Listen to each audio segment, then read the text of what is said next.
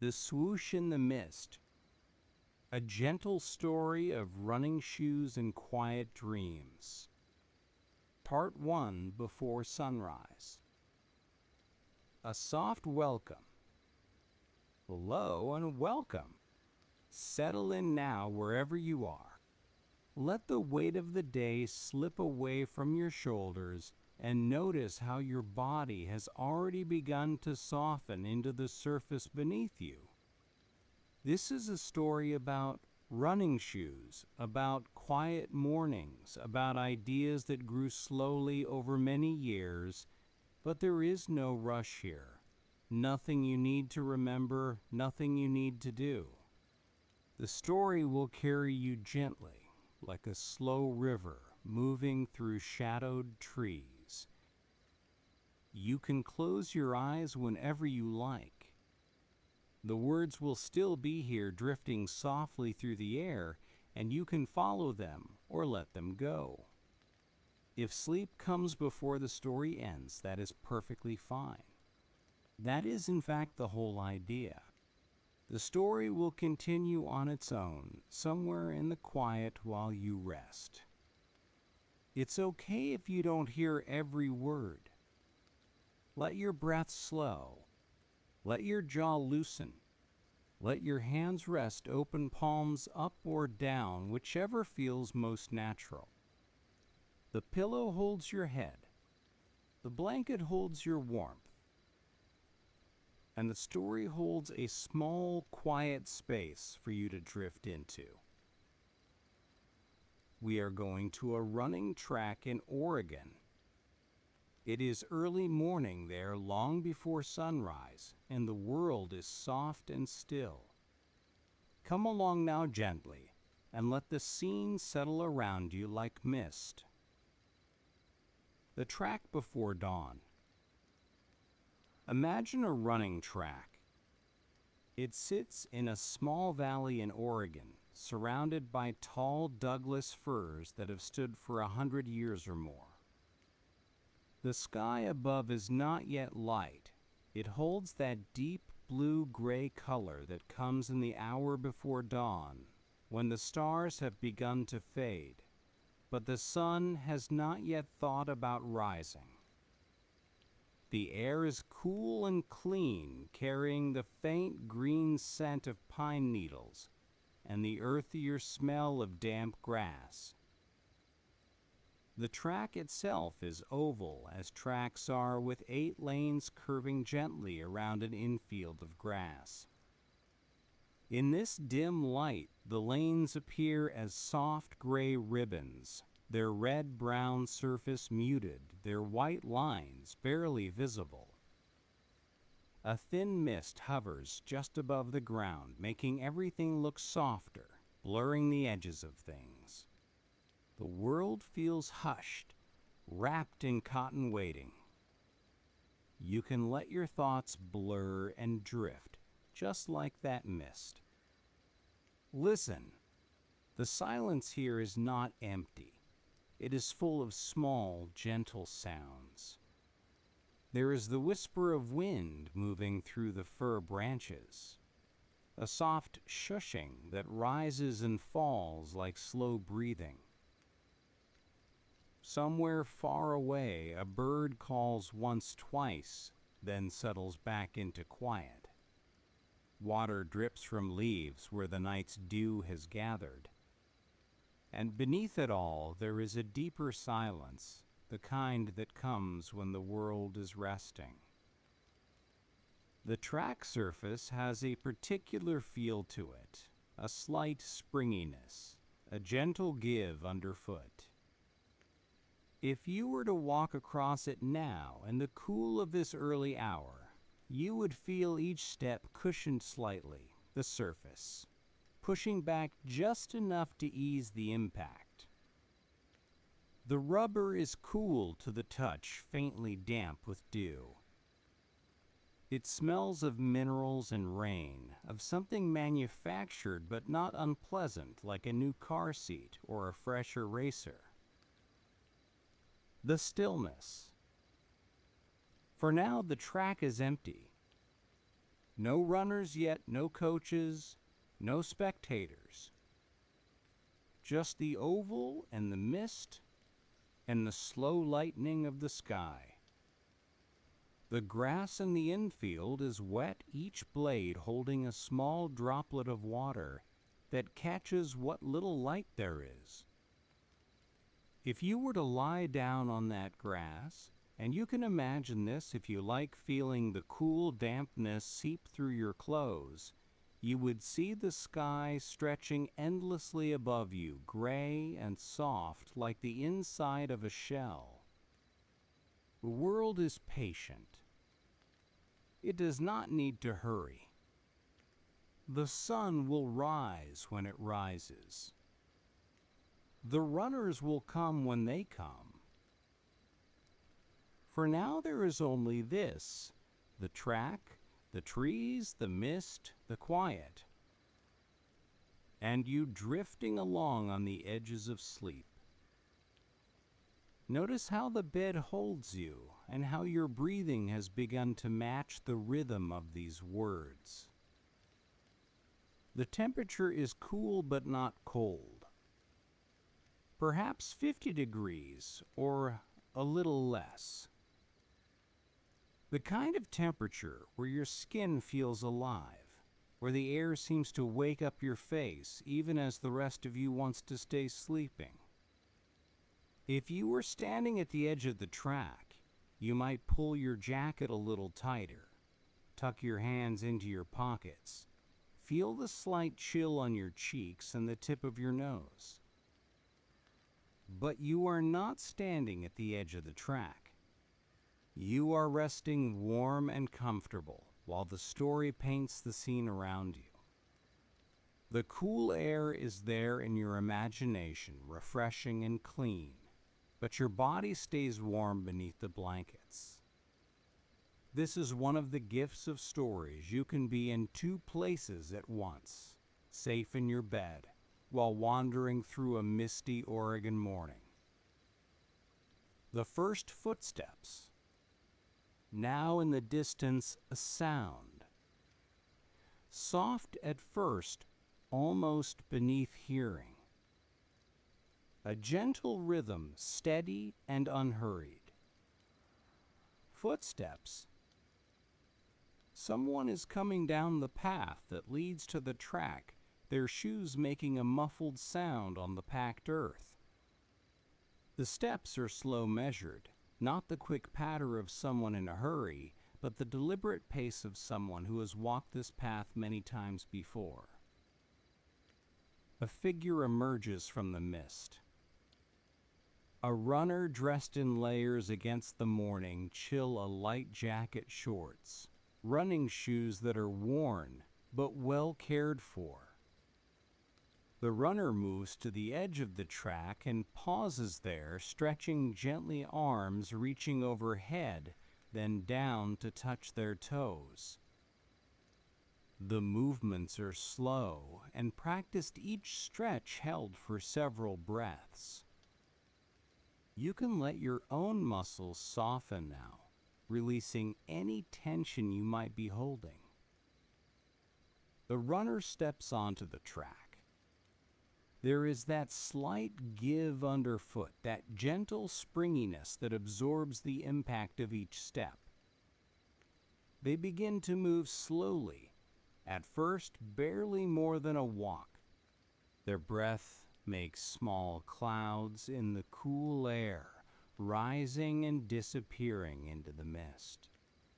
The sound of their footsteps is soft, regular, like a heartbeat made audible.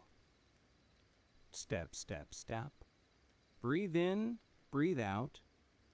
The runner circles the track, finding their rhythm, letting their body warm gradually. They are not racing anyone, not chasing a time. They are simply moving, simply being present in their body, one foot in front of the other lap after quiet lap. More figures appear. As the sky begins to lighten just barely, just enough to notice more figures drift in from the edges of the track. Another runner, then another. They arrive quietly, nodding to each other in silent greeting, each one taking their place on the oval. Some stretch on the grass. Others begin to jog immediately, their bodies already warm from the walk over. The sounds layer gently now, multiple footfalls slightly out of sync, creating a soft polyrhythm against the track surface. Breath, breath, breath. The rustle of jackets. The occasional quiet word exchanged as two runners pass each other. A murmured good morning. A brief comment about the weather.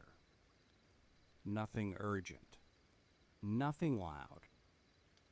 Let your breath follow theirs, now slow and steady, easy and calm. Among them is an older man, taller than the others, with a weathered face and watchful eyes. He does not run this morning. Instead, he stands at the edge of the track with a small notebook in his hands, observing.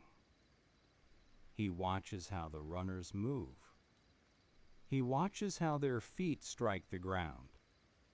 He watches with particular attention the shoes they wear.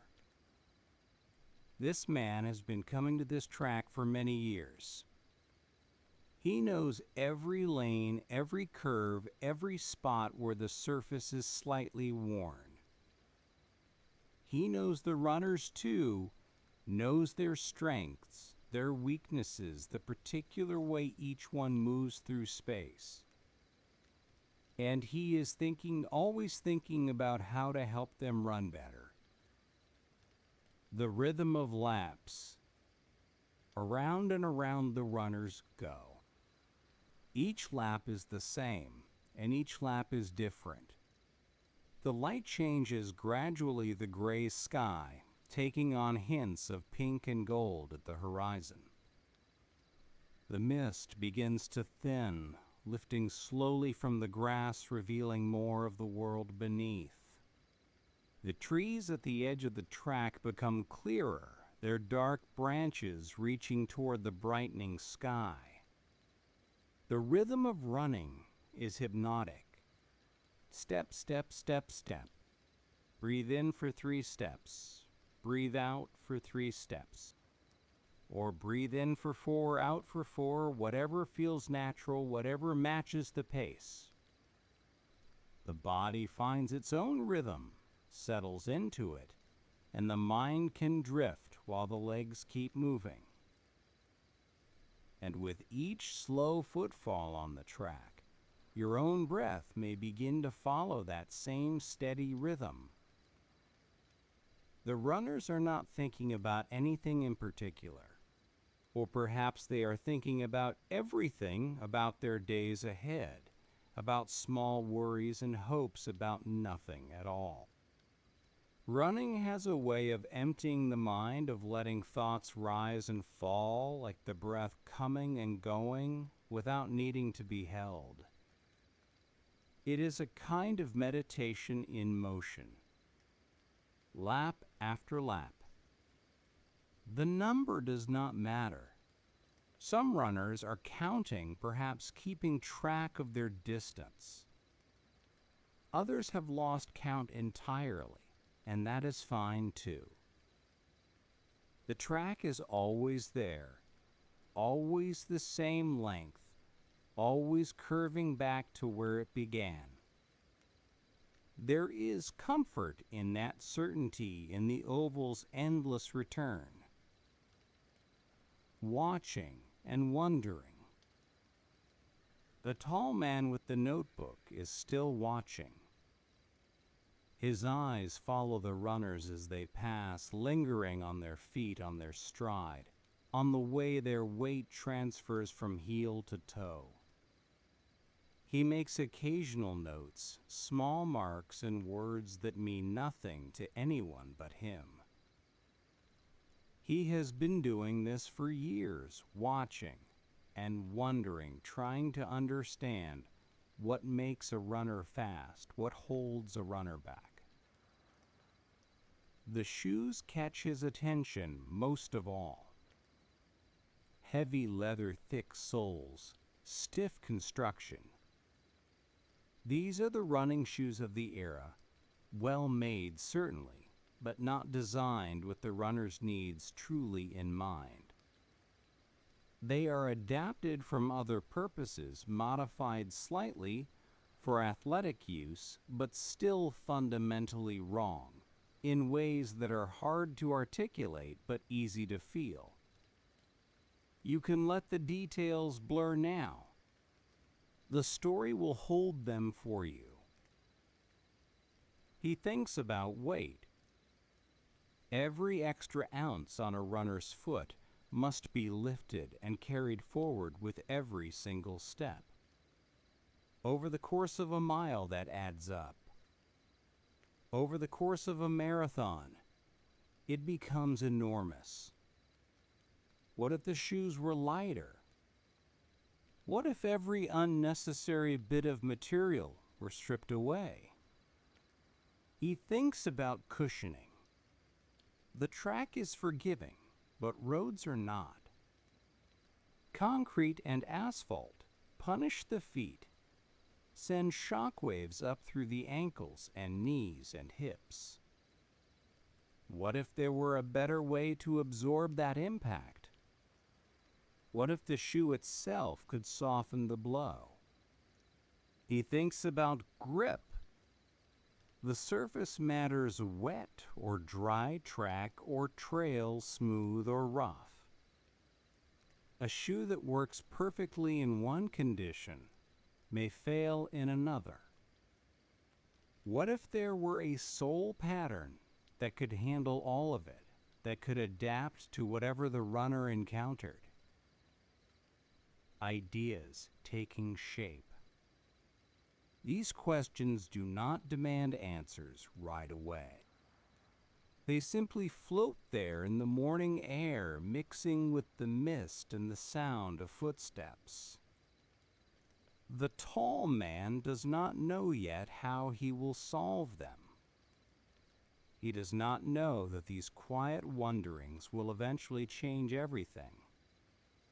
He simply watches and thinks and makes his small notes. The sky has grown lighter now. The pink at the horizon has spread warming to gold, and the first edge of the sun is just visible through the trees.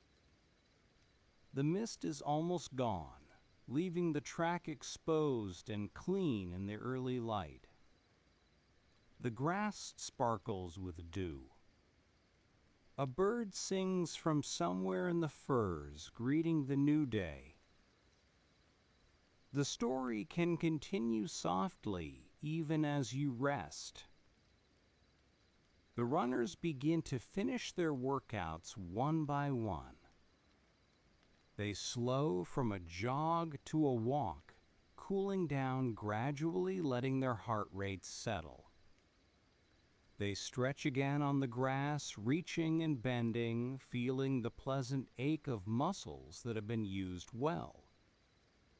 Their faces are flushed, their breath still slightly quick, but there is satisfaction in their expressions, the quiet contentment of a morning ritual completed. The tall man closes his notebook and tucks his pencil behind his ear. He will go home soon to a small workshop attached to his house, where he will continue thinking about shoes. He will take apart old pairs and study their construction. He will experiment with new materials, new stitching patterns, new ways of attaching sole to upper. Most of his experiments will fail, but some will succeed, and those successes will be the seeds of something larger. A gentle pause. But all of that is still ahead, still waiting in the future, like the sun waiting below the horizon. For now, there is only this morning, this track, these runners, and this watcher. There is the smell of wet grass and pine needles, the sound of birds beginning to wake, the feel of cool air on skin. There is the steady rhythm of feet on the track, slowing, now quieting, coming to rest. And there are ideas soft and unformed beginning to stir in a quiet mind. Ideas about lightness, about cushioning, about grip. Ideas that will grow slowly over years and decades into something none of these early morning runners could imagine. Ideas that began here in the mist on this track in these patient moments of watching and wondering. Notice how still and warm your body has become. That's good. That's perfect. The track is quieter now. Most of the runners have left heading home to breakfast and the day ahead. The tall man lingers for a moment longer, looking out over the empty oval, watching the last wisps of mist dissolve in the growing light. Then he too turns and walks away, his notebook under his arm, his mind already working on problems that have no solutions yet. In these quiet mornings, in these small moments of attention and care, ideas about better running shoes are beginning to form. The world does not know it yet. The runners do not know it yet. Perhaps even the man with the notebook does not fully know it yet. But something is starting here, something that will grow slowly and steadily like a seedling, pushing through damp earth. Rest now. The story will be here when you return. The sun rises fully over the Oregon hills, painting the track in gold. The day begins. But you do not need to follow it. You can stay here in this quieter place where the mist still lingers and the footsteps still echo softly, lap after gentle lap breath, after easy breath, until sleep comes to carry you away. Part 2, The Man Who Watched. A patient observer. The tall man with the notebook had a name, though names are not important right now. What matters is who he was, a coach, a tinkerer, a person who paid attention to small things. His name was Bill Bowerman, and he had been watching runners for most of his life. He had watched them succeed and struggle, improve, and plateau. He had watched them move through seasons and years, growing stronger, growing older, always running. Bowerman was not a man who spoke more than necessary. He was quiet in the way that deep rivers are quiet. There was much moving beneath the surface, but you had to look carefully to see it. When he did speak, his words were considered chosen, with the same precision he brought to everything else. His runners learned to listen closely, because he rarely repeated himself. You can listen closely too, or you can let the words wash over you. Either way is fine. He had coached at the University of Oregon for many years, by then guiding young runners through the rhythms of training and competition. He knew their bodies almost as well as they did, knew when they were tired, when they were holding back, when they were ready to push harder. He could see it in the way they carried their shoulders, in the length of their stride, in the small hesitations that appeared when confidence wavered. But most of all, he watched their feet. He watched how their shoes met the track, the angle of impact, the way weight transferred from heel to toe. He watched the slight compression of the sole with each step, the flex of the upper, as the foot bent the wear patterns that developed over weeks and months of training. These small details fascinated him in a way he could not quite explain. What the feet revealed. On those early mornings at the track, Bowerman would position himself at different points around the oval, watching from various angles. He would crouch low to see how the shoes struck the ground. He would stand at the curve to observe how runners leaned into the turn. He would wait at the finish line to study their final strides when fatigue stripped away any pretense and the body moved in its most honest form. He noticed things that others missed. He noticed when a runner's heel hit too hard, sending a jolt up through the ankle and knee. He noticed when shoes were too stiff, forcing the foot to work against them rather than with them. He noticed when the weight of the shoe itself seemed to drag at the runner's legs, making each step just slightly more effortful than it needed to be. Let your own feet relax now, heavy and still beneath the blankets. The shoes of that era were built for durability, not for running. They were made of thick leather that did not breathe, with soles that were rigid and heavy. When they got wet, and in Oregon everything got wet, they became heavier, still sodden and clumsy. Bowerman would watch his runners slogging through rainy workouts, their feet lifting what felt like small anchors with every stride, and he would think there must be a better way.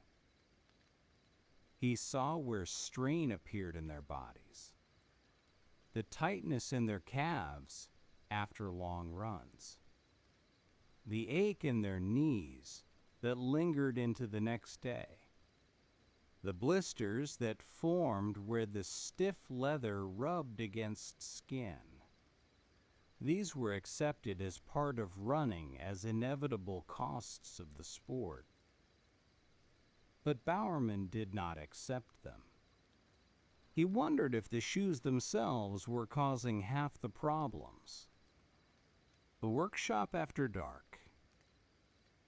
After the morning workouts ended and the runners went home, Bowerman would return to his own house where a small workshop waited for him. It was attached to the main building, a modest space with a single window and a door that sometimes stuck in damp weather. This was where he did his thinking, his tinkering, his patient work of trying to solve problems that no one else seemed to notice. The workshop was lit by a single lamp, its glow soft and warm against the evening shadows. The bulb hummed faintly, a sound so quiet you had to be very still to hear it. The light fell in a pool across the workbench, leaving the corners of the room in gentle darkness. It was the kind of light that invited focus, that drew the eyes to the work at hand, and let everything else fade away. Imagine that soft glow now warm and steady as your own eyelids grow heavier. The workbench itself was worn smooth by years of use, its surface marked with small cuts and stains, and the circular ghosts of glue pots long since emptied. Tools hung on the wall behind it, each one in its place, scissors of various sizes, awls, needles, pliers, small hammers, with heads no bigger than a thumb. There were scraps of leather and canvas spools of thread sheets of rubber in different thicknesses. And there were shoes. Shoes in various states of completion, shoes taken apart to study their construction, shoes that had failed, and shoes that showed promise. They lined the shelves and covered half the bench, a small army of experiments waiting for attention. The sounds of careful work. In the evenings, Bowerman would settle onto his stool and begin to work. The sounds were soft, repetitive, soothing in their rhythm. The gentle scrape of sandpaper against rubber smoothing a sole. The snip of scissors cutting through canvas precise and unhurried. The quiet rasp of thread being pulled through leather stitch after careful stitch. Scrape, scrape, scrape. The sandpaper moved in slow circles, evening out the surface, removing rough spots that might cause irritation. Bowerman's hands were steady, patient. He did not rush. Each stroke was deliberate, purposeful part of a rhythm, as regular as breathing. Let that rhythm settle into your own body now, slow and steady, peaceful and calm. Snip, snip, snip. The scissors moved through the fabric following lines he had drawn earlier in pencil. Each piece was cut slightly differently than the last, each one an experiment, a variation on a theme. He was searching for the right shape, the right weight, the right way to wrap a foot in comfort without adding unnecessary bulk. Pull, pull, pull. The needle moved through the layers, drawing them together, creating seams that were strong but not stiff. The thread made a small sound as it slid through the holes, a whisper of friction barely audible. Bowerman's fingers worked by feel as much as by sight, knowing instinctively when the tension was right, when to pull tighter, when to ease off. Rubber and glue and night air. The workshop had its own smell, a mixture of materials and effort. There was the sharp, slightly sweet scent of rubber cement rising from an open pot on the corner of the bench. There was the earthier smell of leather, warm and organic, mixed with the cleaner scent of fresh canvas. And beneath it all, drifting through a window cracked open to the night, there was the cool green smell of Oregon air pine and rain and growing things. The air that came through that window was cool on Bowerman's face, a gentle reminder of the world outside. He could hear faintly the sounds of the night crickets in the grass, the distant hoot of an owl, the rustle of wind through the trees. These sounds blended with the sounds of his work, creating a kind of quiet music that accompanied his evenings. Feel the cool air on your own face, now soft and fresh, helping you breathe more slowly. His fingers knew the textures of his materials intimately, the grit of a sole's surface before sanding rough like fine sand on a beach, the smoothness after almost silky to the touch. The fibrous quality of shoelace material, each strand visible if you looked closely enough.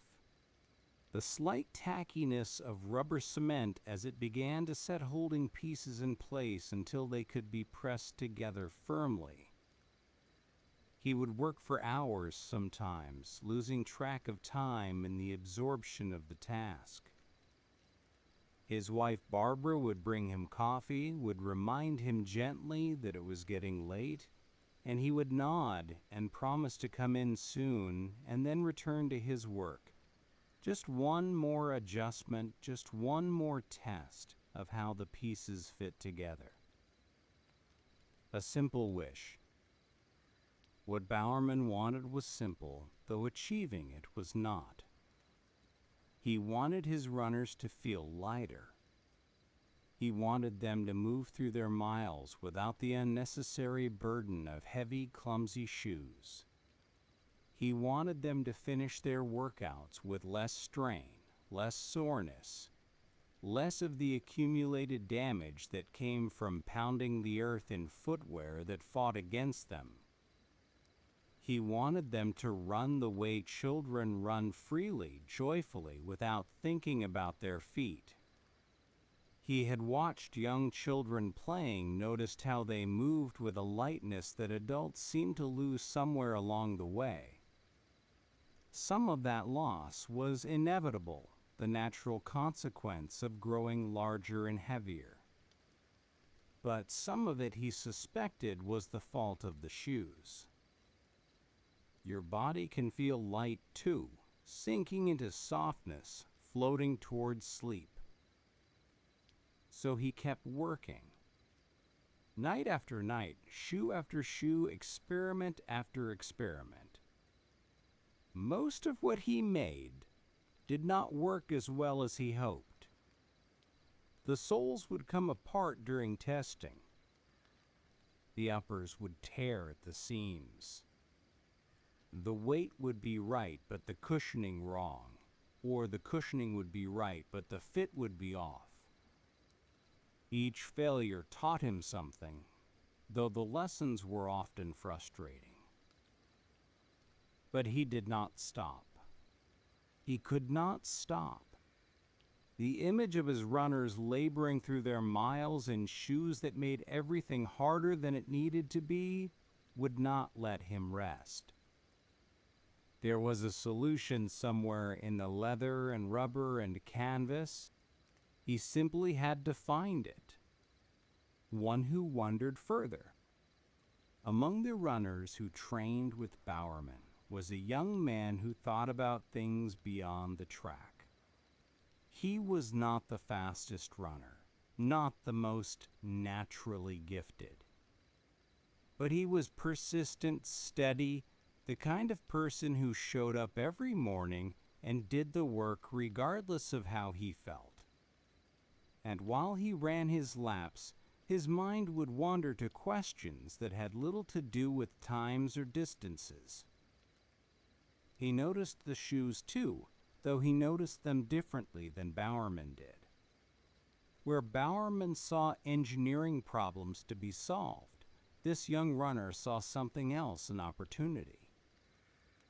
He saw that runners everywhere were wearing inadequate shoes, and he wondered who would be the one to give them something better.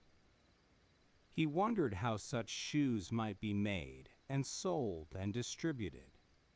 He wondered about the business of running. You don't need to wonder about anything now. Just rest. These thoughts came to him in fragments during the long meditative laps around the track. They came mixed with the rhythm of his breathing, the sound of his footsteps, the particular ache of muscles working. He did not know yet what to do with these thoughts. He simply let them accumulate layer upon layer like sediment, settling slowly to the bottom of a still pond. Somewhere in those quiet mornings, running lap after lap on a track in Oregon, ideas about bigger possibilities were beginning to form. Not just better shoes, but a way to bring those better shoes to runners everywhere. Not just solving a problem, but building something that would last. But all of that was still far ahead, still hidden in the mist of the future.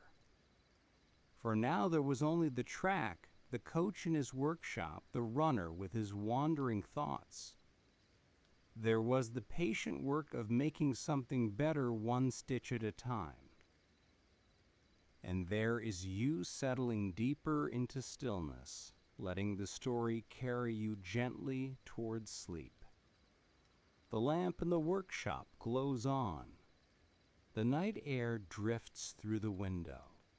The sounds of careful work continue soft and steady, like a lullaby sung in the language of making things. And somewhere nearby, a young runner is dreaming of roads not yet traveled, of ideas not yet born, of a future that waits quietly to unfold. Part 3. The Quiet Runner. A runner who read. His name was Phil Knight, though names, as we have said, are not the important thing. What matters is who he was, a young man who ran and who thought, who moved through the world quietly, noticing things that others did not notice. He had come to the University of Oregon from Portland, just 100 miles north, and he had joined the track team not because he expected to become a champion, but because running was something he knew how to do. Knight was not the fastest runner on the team. He would never stand on an Olympic podium or see his name in record books. But he was steady, reliable, the kind of runner who showed up every morning regardless of weather or mood. He ran his laps with a quiet persistence, finding comfort in the repetition, in the predictable rhythm of feet against track. That same rhythm can carry you now steady and slow toward rest. He was reserved in a way that some mistook for coldness. He did not speak much in groups, preferring to listen, to watch, to form his thoughts carefully before offering them. When he did speak, his words were measured, chosen with precision. This was not shyness exactly, but something more deliberate, a habit of holding back until he was certain of what he wanted to say. Running suited his temperament. It was a solitary activity, even when done with others. You could be surrounded by teammates on the track and still be entirely alone with your thoughts, your breath, the private conversation between your body and the ground beneath you. Knight found peace in this solitude, a space where his mind could wander freely while his legs did their familiar work. Mornings on the oval, the mornings at Hayward Field, had their own rhythm, their own texture. Night would arrive in the dim light before dawn, when the air was cool and damp against his face. He could smell the wet grass of the infield, the faint mineral scent of the track surface, the green freshness of the fir trees that ring the field. These smells became part of his morning, as familiar as the sound of his own breathing. He would stretch slowly, feeling the stiffness of sleep leave his muscles, and then begin to run. The track was soft beneath his feet, giving slightly with each step, cushioning the impact. His shoes made a quiet sound against the surface, not quite a slap, not quite a whisper, something in between. The rhythm of that sound was hypnotic. Step, step, step, step. Breath in, breath out. Let your own breath follow that rhythm now, easy and unhurried. The cool air filled his lungs and left again warmed by his body. His arms swung loosely at his sides. His eyes focused on some middle distance, not on anything in particular, just a soft point in space that moved with him as he circled the track. Lap after lap, the world narrowed to these simple sensations, the feel of his feet, the flow of his breath, the quiet working of his heart. And while his body moved, his mind would drift. He thought about his classes, about assignments due and books half read. He thought about his family back in Portland, about letters he should write.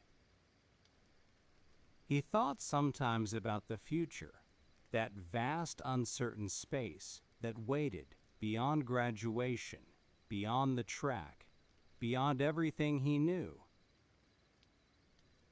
Evenings with books.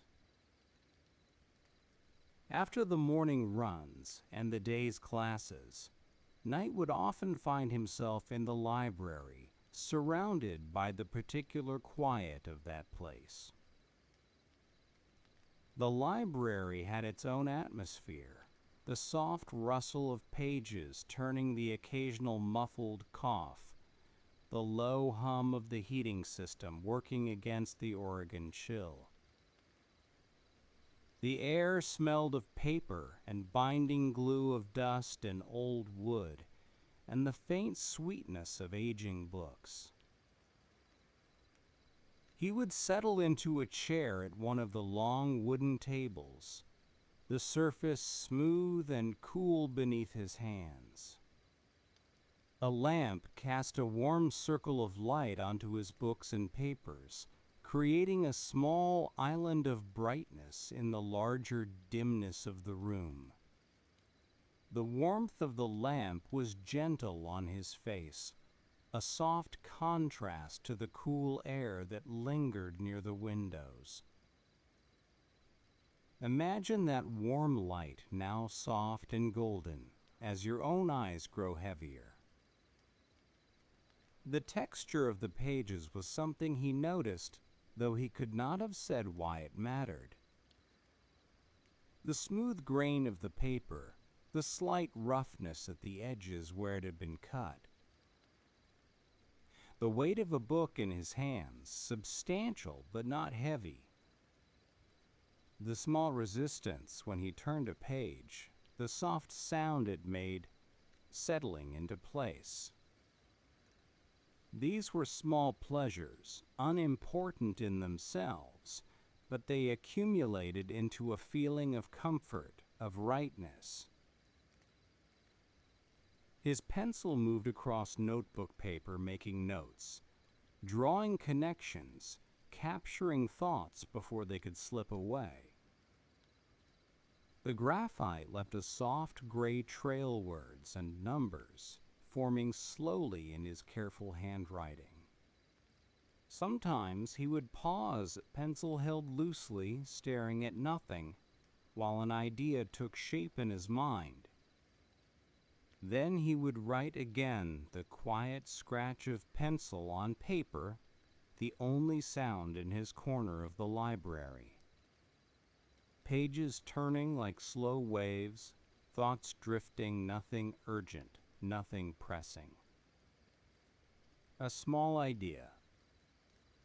It was during these quiet hours of study that Knight began to think more seriously about shoes. He had read somewhere about companies in Japan that were making athletic shoes of remarkable quality, lighter than American shoes, more carefully designed, sold at prices that undercut the established brands. The idea lodged in his mind and would not leave. He thought about the shoes he wore when he ran the same heavy leather models that everyone wore. He thought about what Bowerman was doing in his workshop, trying to make something better. And he wondered, what if there were already better shoes being made somewhere else in the world? What if the solution was not to invent something new, but to find what already existed and bring it here? This was not a grand vision, not a plan to build an empire. It was simply a thought, a possibility that seemed worth exploring. Japanese companies were making good cameras now, competing with the established German brands. Why not shoes? Why not running shoes specifically designed by people who understood what runners needed? You can let these thoughts pass by, like clouds noticing them but not holding on. Knight wrote a paper about this idea for one of his classes. The paper was modest, practical, full of numbers and projections. It did not claim to predict the future or to have discovered something revolutionary. It simply laid out a possibility that someone might import high-quality running shoes from Japan and sell them to American runners who wanted something better than what was currently available. The paper received a good grade. His professor found it interesting, well-researched, plausible. And then it went into a folder with other papers, and Knight moved on to other assignments, other concerns. But the idea did not disappear. It stayed with him, quiet and patient, waiting for its moment. Quiet words about shoes. Sometimes after a morning workout, Knight would linger near the track while the other runners drifted away. Bowerman would be there too, making his notes, watching the last stragglers finish their laps. And the two of them would talk in the unhurried way of people who share an interest but do not need to rush toward conclusions. The conversations were calm, respectful, low in energy. Bowerman would mention something he had noticed about a particular shoe, a problem he was trying to solve. Knight would listen, ask a question or two, offer a thought. They spoke about weight and cushioning, about the way different materials behaved over time. They spoke about what runners needed and what the current shoes failed to provide. Their voices were soft, like the voices in a dream, easy to hear, easy to let go. The Japanese are doing interesting things, Knight said once, almost offhandedly.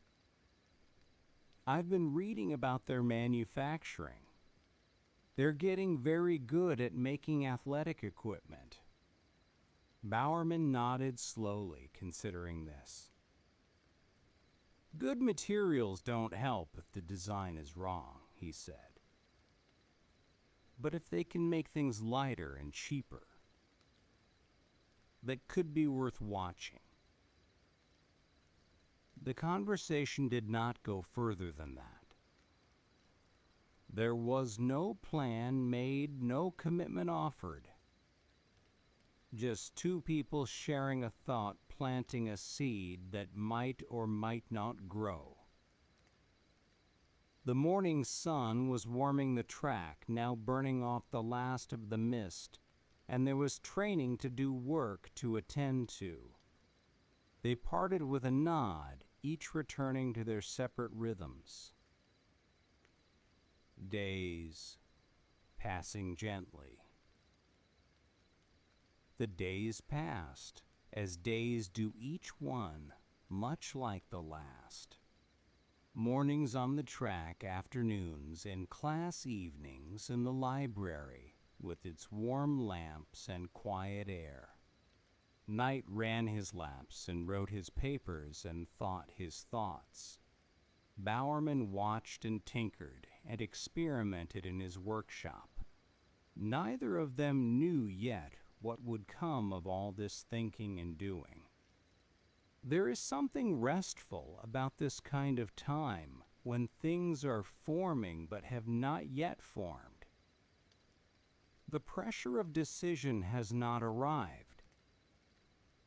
The weight of consequence has not settled. There is only the present moment, with its small tasks and quiet pleasures, its routines and rhythms that carry you along like a gentle current. You are in that kind of time now, drifting, nothing decided, nothing required. Knight would graduate, eventually would move on to other schools and other studies. The track at Hayward Field would still be there, still hosting its early morning runners, still circling endlessly back to where it began. Bowerman would still be watching, still tinkering, still searching for the perfect shoe that probably did not exist but was worth pursuing anyway. And the idea about Japanese shoes would still be there too, tucked away in Knight's mind, growing slowly in the dark like a bulb waiting for spring. He did not know yet what he would do with it. He only knew that it would not leave him alone. A journey beginning to form. In time, Knight would travel. He would cross the Pacific Ocean to a country he had only read about, carrying his small idea with him like a seed in his pocket. He would visit factories and meet with businessmen speaking carefully in rooms that smelled of tea and paper. He would take the first tentative steps toward something that did not have a name yet, something that was still more hope than plan. He would come back to Oregon with boxes of shoes in his luggage, samples of what Japanese craftsmen could make. And he would show them to Bowerman, and the two of them would turn the shoes over in their hands, examining the stitching, testing the flexibility of the soles, imagining what American runners might think of them. But all of that is still ahead. For now, there is only rest. They would form a small company together, Knight and Bowerman. A company that existed mostly on paper at first, more dream than reality. They would sell shoes from the trunk of a car at track meets to anyone who would listen. It would be modest, uncertain, the kind of beginning that could easily lead nowhere. But that is a story for another time, another section of this gentle tale. For now, let us leave Knight in his library, his pencil in hand, his thoughts drifting between the page before him and the possibilities that wait somewhere out in the world. Let us leave Bowerman in his workshop, the lamp glowing softly, the smell of rubber and glue hanging in the air. Let us leave them both in that quiet space before things begin, when everything is still possible and nothing has been decided yet. And let us leave you here too, resting, drifting safe in the space between waking and sleep. The story will continue when you are ready, or it will wait patient and unhurried until another night. There is no rush. There is only this moment, this breath, this soft slide toward dreams. Part 4, boxes in the trunk. A slow crossing. Phil Knight did travel as young people sometimes do when they are searching for something they cannot quite name. He crossed the Pacific Ocean on a journey that took many days, watching the water stretch endlessly in every direction, feeling the gentle rock of the ship beneath him. The air smelled of salt and engine oil, and the horizon was a soft gray line that never seemed to get any closer. He arrived in Japan with his small idea tucked carefully in his mind. He found his way to a city called Kobe, where a company made running shoes under a name that meant tiger. The factory was quiet and orderly, the workers moving with unhurried precision, the air carrying the faint, sweet smell of rubber and the sharper scent of adhesive. You can let these distant places blur now soft at the edges like memories half remembered. The meetings were polite, formal, conducted through translators in rooms that smelled of green tea and paper. Knight spoke carefully about his interest in bringing these shoes to American runners. He did not promise large orders or guarantee success. He simply explained that he believed in the quality of what they made and that he wanted to try. The Japanese businessmen listened, nodded, considered. They agreed to send him samples to let him see what he could do. It was a small arrangement, modest in scope, the kind of beginning that might lead somewhere or might lead nowhere at all. Knight accepted it gratefully and began the long journey home. Cardboard and possibility.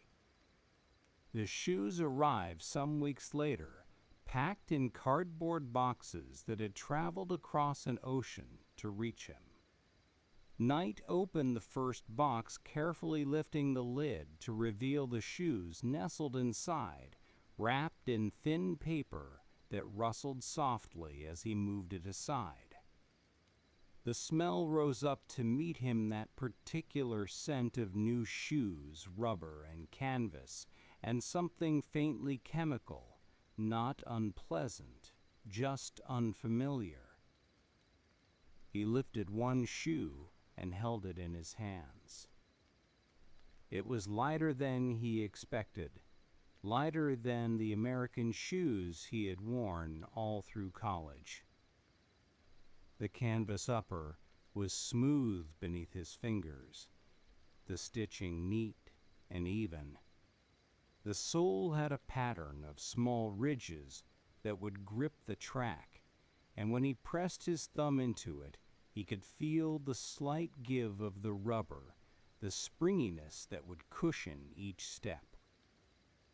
Feel how light your own hands have become, resting where they are.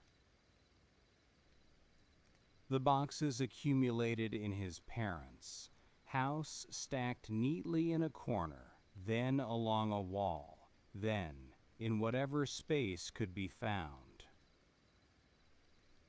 Each box was the same brown cardboard, with Japanese characters printed on the side, a weight that was substantial, but manageable edges that were crisp and slightly rough to the touch.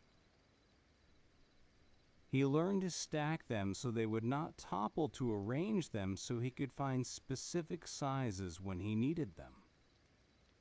Stack, arrange, count. Stack, arrange, count. The work was repetitive, soothing in its simplicity. There was no complexity here, no difficult decisions.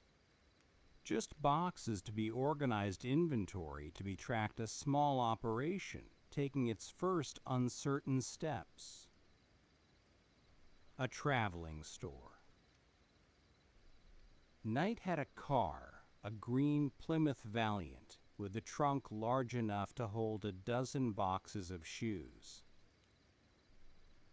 He would load it carefully in the early morning, fitting the boxes together like puzzle pieces, making sure nothing would shift during the drive.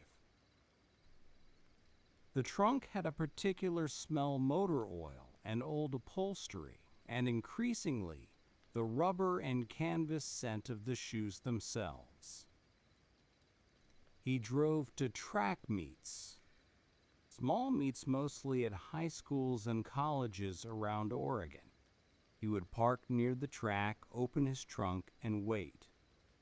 The shoes sat there in their boxes, available to anyone who wanted to look to touch to try them on. There was no store, no display case, no advertising. Just a man in his car and his boxes of shoes, hoping that someone would be curious enough to stop. The hush of those morning meets can settle over you now, quiet and calm. The track meets had their own atmosphere, their own rhythm. The air was cool in the early hours, carrying the smell of damp grass and the faint chalk dust of freshly marked lanes. Runners stretched on the infield, their movements slow and deliberate, their faces calm with pre-race focus.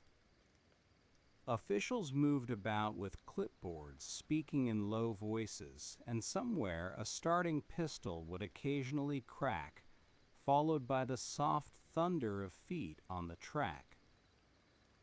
Knight would stand by his open trunk patient, unhurried. Sometimes runners would wander over, drawn by curiosity, or the sight of unfamiliar shoeboxes. They would pick up a shoe, turn it over, test its flexibility, ask questions about where it came from and how much it cost. Knight answered quietly, without pressure, letting the shoes speak for themselves.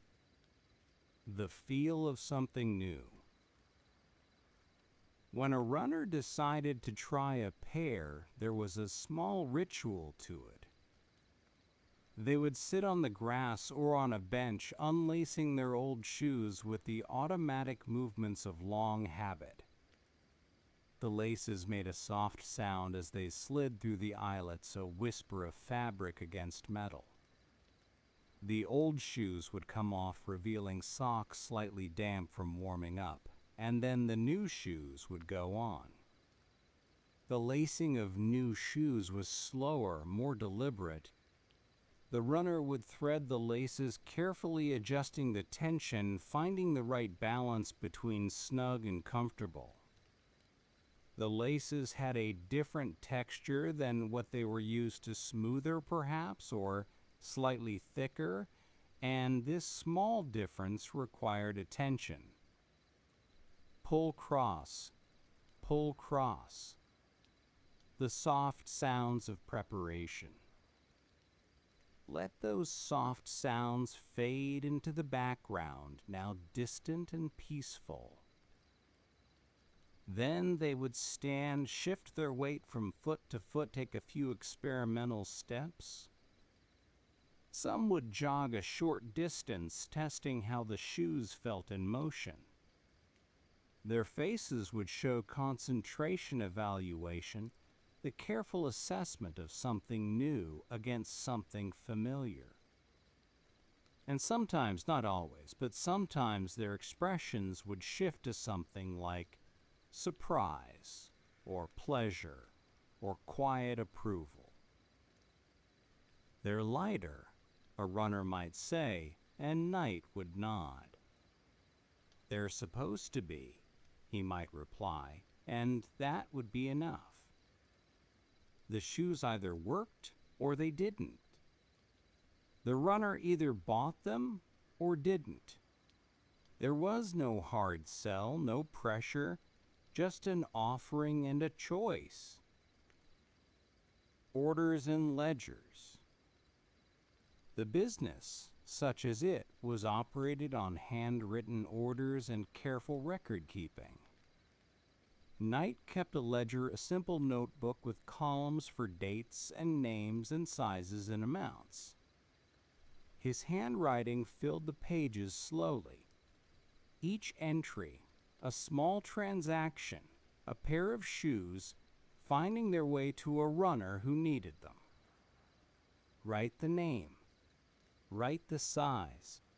write the amount, turn the page. The repetition was calming, meditative almost. There was something satisfying about the accumulation of entries, the gradual filling of pages that represented shoes sold runners, served a small enterprise, growing one transaction at a time.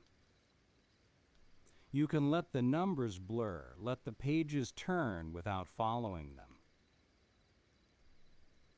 When orders came in by mail, mostly handwritten letters from runners who had heard about the shoes from friends, Knight would fill them himself.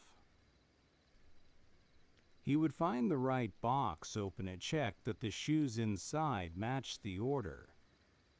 He would wrap them carefully in paper, place them in a shipping box, write the address in clear letters on the outside.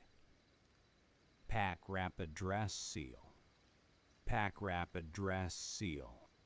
The boxes accumulated by the door, waiting to be taken to the post office, waiting to begin their journeys to runners in other cities, other states. Each box was a small act of faith, faith that the shoes would arrive safely, faith that the runner would be pleased, faith that this modest enterprise was worth continuing. A ribbon of blue. The company needed a name, and Knight chose one that was simple and unpretentious: Blue Ribbon Sports. It was not a name that suggested grand ambitions or world-changing plans. It was just a name, two words that sounded pleasant together, that could be written on invoices and business cards without embarrassment. Bowerman became his partner, investing a small amount of money and contributing his expertise in shoe design. The partnership was informal, based on handshakes and trust rather than elaborate contracts. They divided the work according to their strengths. Knight handled the business side, the ordering and selling and accounting, while Bowerman continued his experiments, sending suggestions back to the Japanese factory about how the shoes might be improved. Partnerships form quietly sometimes without fanfare, just two people deciding to work together. The operation remained small, manageable, the kind of business that could be run from a house with a car and a stack of boxes. There were no employees, yet no office, no warehouse. Just Knight driving to track meets Bowerman tinkering in his workshop, and the shoes moving slowly but steadily from Japan to Oregon to the feet of runners who appreciated something lighter, something better. The rhythm of this work was gentle, unhurried. Order shoes. Receive shoes. Sell shoes. Order more. The cycle repeated each iteration, slightly larger than the last, the numbers in the ledger growing slowly like rings in a tree trunk. There was no dramatic growth, no sudden breakthrough. Just patient accumulation, day after day, meet after meet.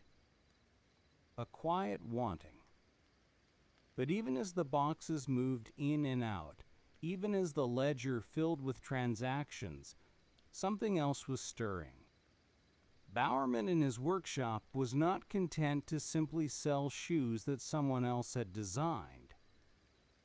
He would receive the Japanese shoes, examine them, appreciate their quality, and then begin to imagine how they could be better. He would sketch modifications in his notebook. He would write letters to the factory suggesting changes. He would take apart the shoes he received and rebuild them with different materials, different stitching, different soles. The Japanese designs were good, But they were not his designs, and there was a difference that mattered to him in ways he could feel, but not always articulate. Let these stirrings of thought drift past you soft as clouds, asking nothing. Knight felt it too in his own way. Selling someone else's shoes was fine, was useful, was a way to help runners find what they needed. But there was something incomplete about it, something borrowed. He began to wonder what it would be like to sell shoes that were truly their own, designed by Bowerman, produced to their specifications, bearing their name instead of someone else's. These thoughts were not urgent. They did not demand immediate action. They simply accumulated like the boxes in the corner, like the entries in the ledger, like the slow building of something that did not yet have a shape. The work of distribution continued steady and reliable, while beneath it something else was beginning to form. Someday, perhaps there would be shoes that were entirely their own. Someday there would be designs that came from Bowerman's workshop, manufactured to his exact specifications, sold under a name that belonged to them alone. But that someday was still distant, still hidden in the mist of the future. And you can rest in that distance now in the soft space where futures wait to unfold. For now there were boxes to stack and orders to fill and track meets to attend. For now there was the simple work of bringing good shoes to runners who wanted them. For now there was enough. And in the quiet of this, enough in the patience of this slow building, the seeds of something more were taking root. The trunk of the green Plymouth held its cargo. The ledger held its numbers. The workshop held its experiments and dreams. And somewhere in the space between what was and what might be a new kind of shoe was waiting to be born. Part 5. The Waffle and the Workshop. Back to the quiet work. While the boxes moved in and out of Knight's car, while the ledger filled with transactions and the small company found its footing, Bowerman continued his experimenting. The workshop remained his refuge, his place of patient inquiry, where questions about shoes could be pursued without interruption or deadline. The lamps still glowed in the evenings. The tools still hung in their places. The smell of rubber and glue still hung in the air. He was not satisfied with the Japanese shoes good as they were. They were lighter than American shoes, better designed, more thoughtful in their construction. But they were not perfect. Nothing was perfect. And Bowerman could not stop himself from imagining how they might be improved, how the sole might grip better, how the cushioning might absorb more impact, how the whole package might become lighter still. This kind of wondering is gentle work. It asks nothing of you but rest. The soul occupied his thoughts more than anything else. It was the point of contact between runner and earth, the interface where all the forces of running came together. A good soul could make a mediocre shoe feel acceptable. A poor soul could ruin an otherwise excellent design. And the souls he had seen on shoe after shoe, year after year, never quite did what he wanted them to do. He wanted grip without weight. He wanted cushioning without bulk. He wanted something that would hold the track on a wet Oregon morning and release cleanly with each stride. These were simple wants, easy to state, difficult to achieve. But Bowerman was patient. He had been patient for years. He could be patient a while longer. Breakfast and inspiration. One morning, Bowerman sat at his kitchen table while his wife Barbara made breakfast. The room was warm, with the smell of coffee brewing that rich brown scent that fills a kitchen and makes the whole house feel awake. Sunlight came through the window at a low angle, casting long, soft shadows across the table, touching the edges of cups and plates with gold. Barbara was making waffles.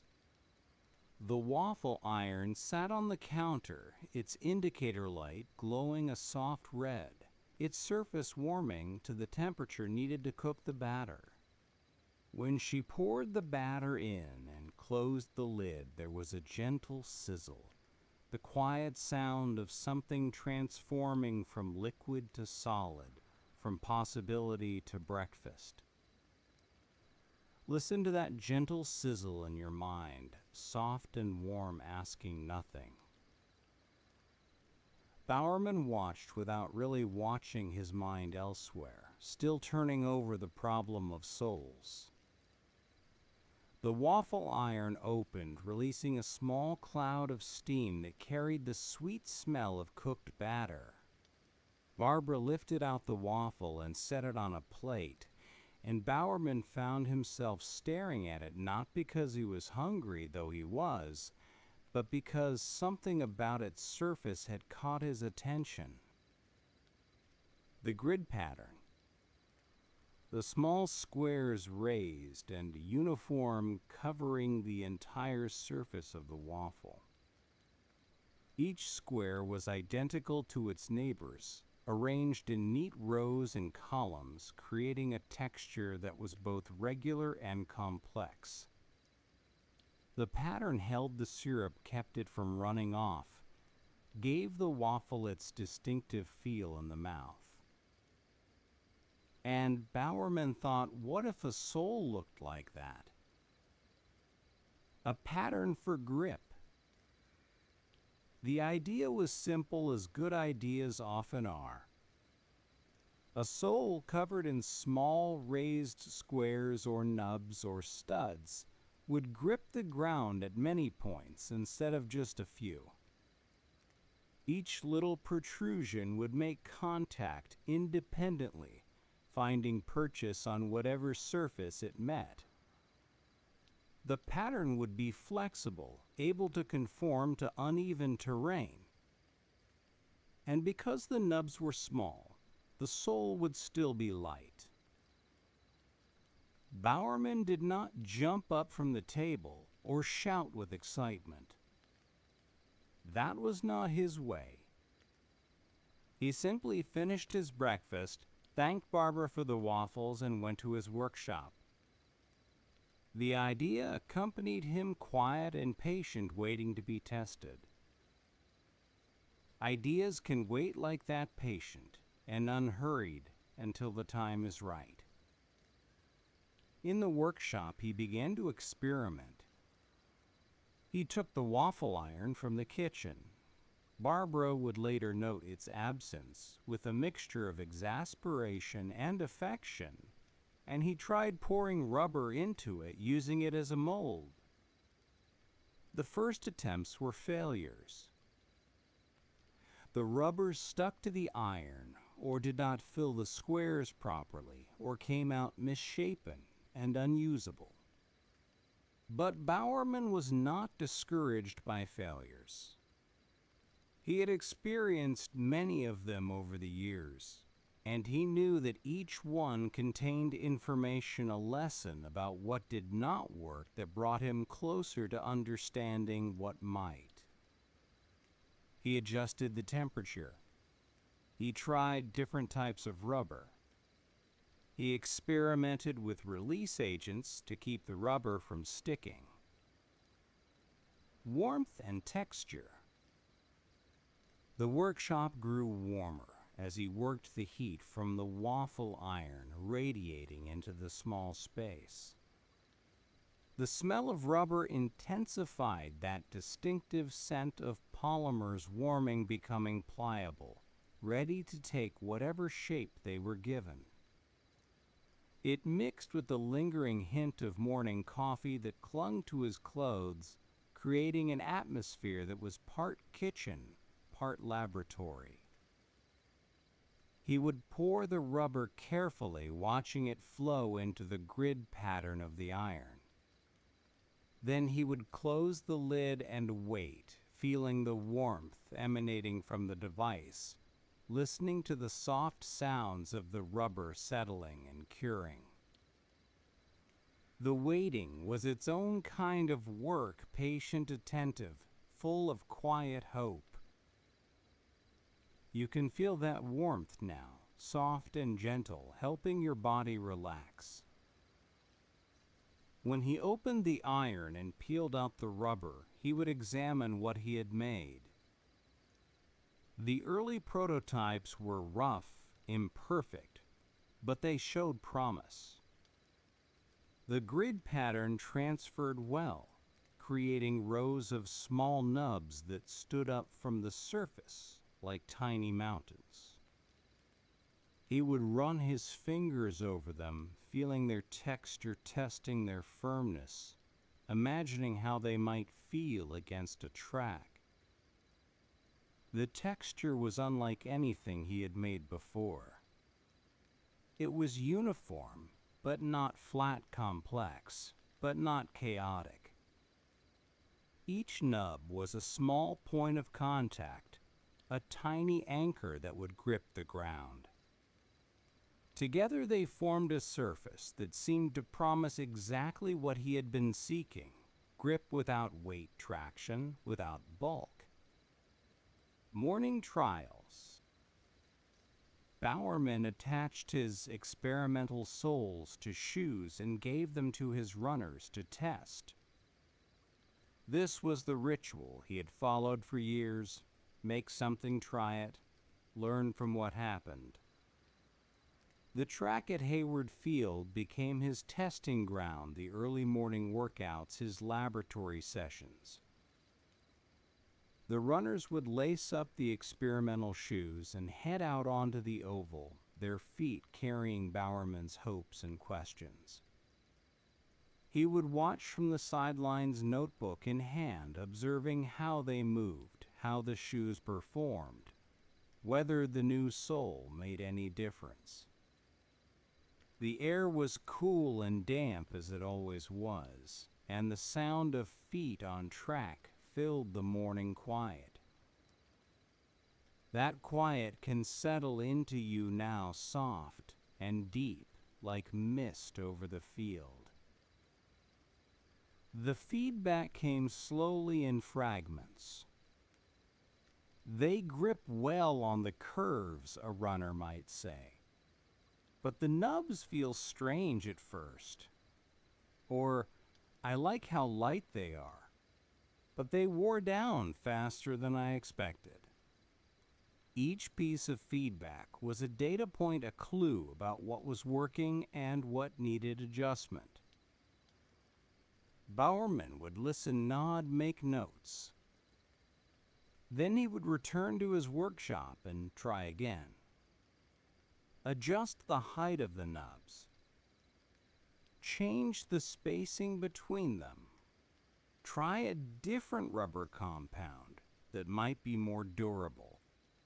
The cycle repeated each iteration, bringing small improvements, small refinements. Try, adjust, soften, try again. Try, adjust, soften, try again. This was the rhythm of Bowerman's work, as steady and reliable as the rhythm of running itself. There was no eureka moment, no sudden breakthrough that solved everything at once. There was only the patient accumulation of small improvements, each one building on the last, each one bringing the soul a little closer to what he imagined it could be. try, adjust, soften, try again. The waffle iron grew seasoned with use its surface, darkened by countless experiments. The workshop accumulated prototype souls in various stages of development, each one a step on the path towards something better. The smell of rubber became as familiar as the smell of coffee, a constant companion in the quiet work. Let that rhythm carry you. Now try, adjust, soften, try again. Let it be a lullaby. Try, adjust, soften, try again. The runners kept testing, kept providing feedback, kept wearing out prototypes and asking for new ones. Bowerman kept listening, kept refining, kept believing that the perfect soul was possible even if it remained just out of reach. The seasons changed outside the workshop window, but inside the work continued, unhurried, unceasing. The waffle soul, as it came to be known, was not perfected in a day or a week, or even a year. It emerged slowly through countless iterations, through failures that taught and successes that encouraged. It was the product of patience, of attention, of a refusal to accept that good enough was good enough. Something taking shape. As the waffle soul developed, something else was developing too. A sense that these experiments were leading somewhere, that the work in the workshop and the work in Knight's car were converging toward a common destination. He had been selling other people's shoes, but now they were creating something of their own. They had been distributors, but now they were becoming designers. The prototypes that emerged from Bowerman's workshop were not just modifications of existing designs. They were something new, something that bore his particular mark, the obsession with lightness, the attention to how the foot met the ground, the waffle pattern that would become recognizable anywhere. These were the foundations of a shoe that would need its own name, its own identity. Foundations form quietly, layer by layer, while we rest. Knight sensed this shift too in his own way. The boxes in his trunk were still full of Japanese shoes, and those shoes were still finding their way to runners who appreciated them. But increasingly, the conversations with Bowerman were about what came next, about shoes that were theirs from the beginning, designed and built to their specifications, sold under a name that belonged to them alone. That name had not been chosen yet. It waited somewhere in the future along with the logo that would accompany it and the identity that would grow around it. But the foundation was being laid soul by experimental, soul runner by tested runner, morning by quiet morning on the track. The waffle iron sat in the workshop marked by use, waiting for the next experiment. The runners stretched on the infield grass, their muscles warm from the morning's work. The ledger in Knight's office held its growing list of transactions, each one a small step towards something larger. And you can rest now in this space of quiet becoming, where things take shape slowly. Soon there would be a name. Soon there would be a symbol to put on the shoes, a mark that runners would recognize and trust. Soon the small company with its boxes and its ledgers would become something more, something that neither Knight nor Bowerman could fully imagine yet. But for now there was only the work. The patient, quiet, unhurried work of making something better. And in that work, in its repetition and its care, something beautiful was taking form. Part 6. A Name and a Curve. Becoming something new. The shift happened slowly, the way most important things happen. There was no single moment when Blue Ribbon Sports stopped being a distributor and started being a brand. It was more like the changing of seasons. You could not point to the exact day when autumn became winter, but one morning you looked up and the world was different. The relationship with the Japanese manufacturer had grown complicated over time. There were disagreements about territories, about pricing, about the direction things should go.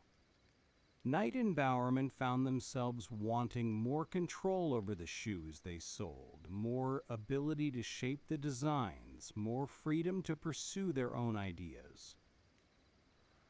The partnership that had served them well was beginning to feel constraining. Change comes quietly, sometimes without announcement, settling in like evening light. And so they began to think about making their own shoes entirely. Not just modifying someone else's designs, not just adding Bowerman's experimental soles to imported uppers, but creating something from the beginning that was theirs alone. It seemed like a natural next step, almost inevitable the way a river eventually finds its way to the sea. They would need factories to produce the shoes, which they found in other countries, where manufacturing was less expensive. They would need designs which Bowerman could provide from his years of tinkering. And they would need a name, a new name, something that would belong to them, something that would appear on the shoes and the boxes and everything else they made. A word from old stories. The name came from one of their employees, a man named Jeff Johnson, who had been with them almost from the beginning. He had been thinking about names, turning possibilities over in his mind during the quiet hours, and one night the word came to him, Nike. It was the name of an old Greek goddess, a figure from ancient stories who represented victory. The word had a quickness to it, a sharpness like the sound of a starting pistol or the snap of a finish line tape. Knight was not immediately convinced. He had been considering other names, longer names, names that seemed more substantial somehow. But time was short. They needed to make decisions to move forward to put something on the shoes they were preparing to sell. Nike was short, easy to remember, easy to pronounce in many languages. It would do. Names settle into place like that, finding their home without fanfare. The goddess Nike in the old stories was often depicted with wings, a figure of speed and triumph, appearing at moments of victory to celebrate those who had achieved something difficult. It was a fitting association for a shoe company, though they did not dwell on the mythology. The name was simply a name, 2 syllables, that would come to mean something through the shoes it represented, not through the ancient tales behind it. And so Blue Ribbon Sports began to become Nike. The transition was gradual, overlapping for a while.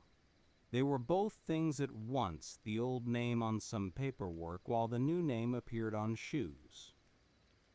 But slowly, steadily, Nike emerged as the identity they would carry forward. something to see. A name alone was not enough. They needed something visual, a mark that could be stamped on the side of a shoe, printed on a box, recognized at a glance from across a track. Other shoe companies had their marks, stripes, stars, distinctive patterns. Nike needed something too, something simple and memorable, something that would become theirs. For this, they turned to a young design student at Portland State University. Her name was Carolyn Davidson, and she had been doing small design jobs for the company Charts and Graphs, Simple Graphics, the modest work that a growing business always seemed to need. Now they asked her for something more significant, a logo, a symbol, a shape that would represent everything they were trying to build. Let the details soften now, like shapes seen through closing eyes. The request was simple but not easy. They wanted something that suggested motion, that captured the feeling of speed without being too literal about it.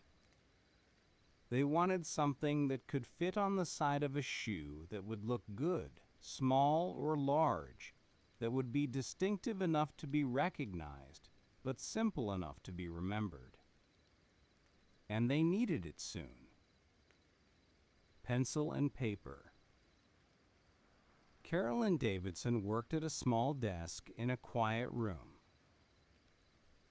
The space was modest, simple furniture papers arranged in neat stacks, the ordinary clutter of creative work. A lamp cast warm light across her workspace, and the air was still holding that particular hush that settles into rooms where people are concentrating. She began with a pencil, the most basic of tools. The pencil moved across paper, leaving soft gray lines that could be erased and redrawn, adjusted and refined.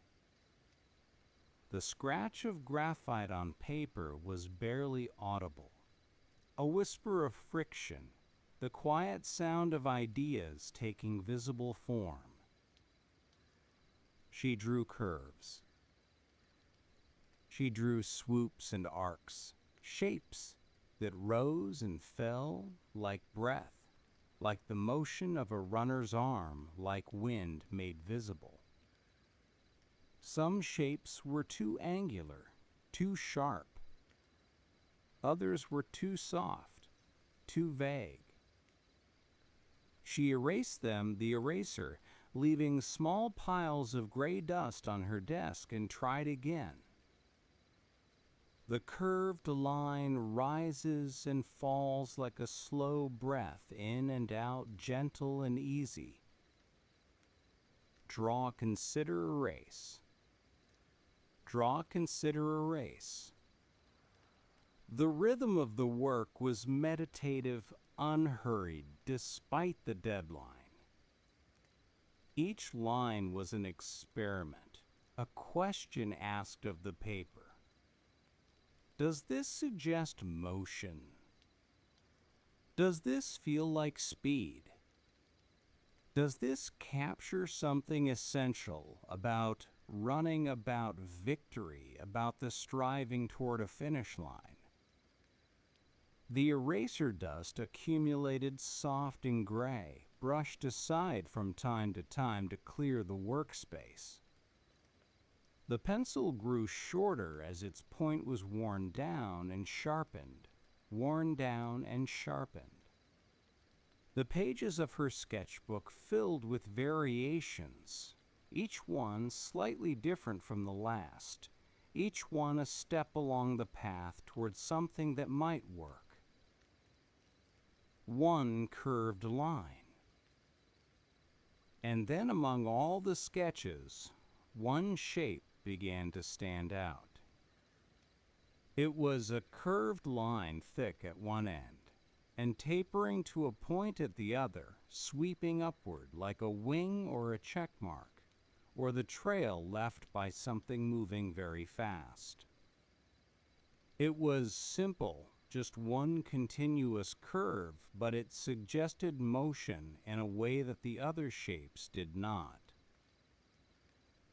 Davidson refined it, adjusted the thickness, experimented with the angle of the curve.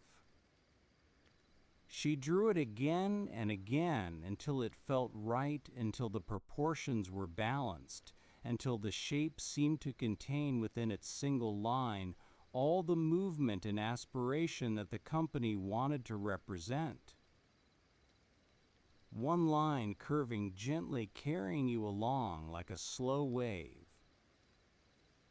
She presented several options to Knight and the small team. The Swoosh, though no one called it that yet, was among them.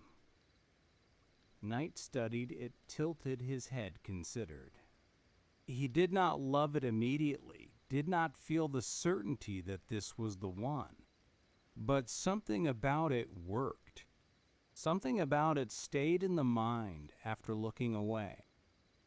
"I don't love it," he said, "or something like it, but maybe it will grow on me." It was not a ringing endorsement, but it was enough. The shape was chosen. The swoosh would become their mark. A handful of people. The company that bore this new name and this new symbol was still very small. A handful of people worked in a modest office, surrounded by the ordinary tools of business desks and chairs, filing cabinets, a telephone that would ring softly from time to time, its sound muffled and distant like a bell heard through walls. Boxes were everywhere, as they had always been.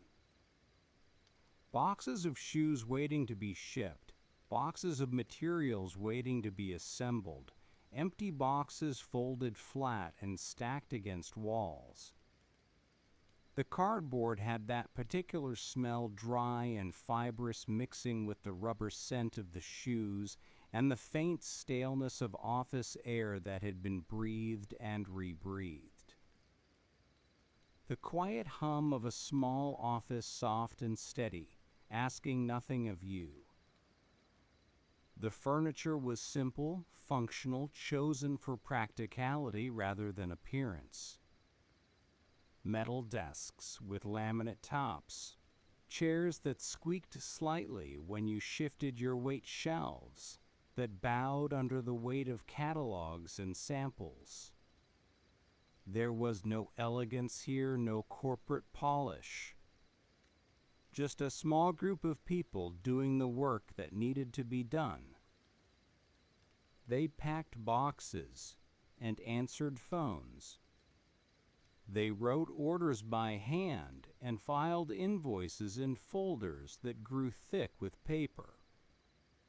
They talked about shoes endlessly, obsessively, with the passion of people who believed that what they were making mattered.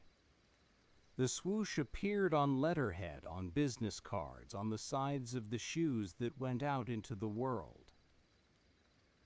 Tape and paper and patience.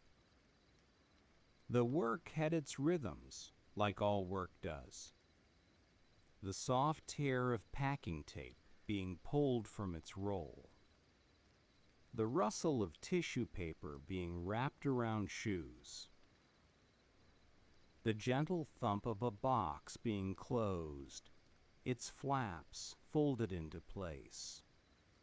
These sounds repeated throughout the day, forming a kind of background music, a lullaby of commerce. Wrap, fold, tape stack. Wrap, fold, tape stack. The repetition was soothing, requiring just enough attention to keep the mind occupied, but not so much that it became stressful. Each box that was packed and shipped was a small accomplishment, a pair of shoes on its way to a runner who had asked for them. Let that gentle repetition carry you. Wrap, fold, tape, rest. Wrap, fold, tape, rest.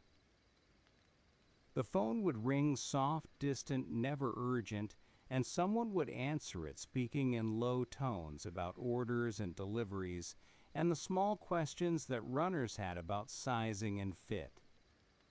The conversations were calm, unhurried, the voice on the other end a fellow enthusiast rather than just a customer. And through it all, the swoosh was there. On the shoes being packed, on the papers being filed, on the boxes being shipped. A simple curve, a single line beginning to make its way into the world. Appearing at the edges, more runners began to wear the shoes. Not many. At first, the company was still small, its reach still limited, but enough to notice. At track meets around Oregon, then in other states, the swoosh began to appear. On the feet of high school runners and college athletes, on joggers in parks and serious competitors at races, the curved line was becoming visible. It was a quiet spreading, like ripples moving outward from a stone dropped in still water. One runner would wear the shoes, and another would notice, would ask where they came from, would perhaps order a pair for themselves. The swoosh multiplied, slowly appearing at one track, then another, then another. Ripples spreading outward, soft and slow, wider and wider. At the finish lines of races, among the cluster of runners catching their breath, you might see it, a flash of the curve on the side of a shoe barely noticed, already becoming familiar.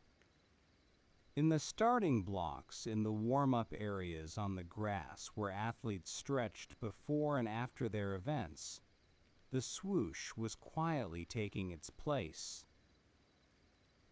No one could have predicted then how far those ripples would eventually spread. The swoosh was just a shape, just a mark on a shoe, just one more symbol among many in a world full of symbols. But it was beginning its journey, moving outward from that small office with its boxes and its telephone, finding its way onto more tracks, more feet, more moments of striving and achievement. The curve that Carolyn Davidson had drawn at her quiet desk was entering the world, and the world slowly was beginning to notice. Rest now as the swoosh rests on the sides of shoes, patient and still waiting for morning. Part 7. The slow spreading. Boxes arriving, boxes leaving. The days passed and the weeks and the months, and with them came a rhythm that was steady and quiet.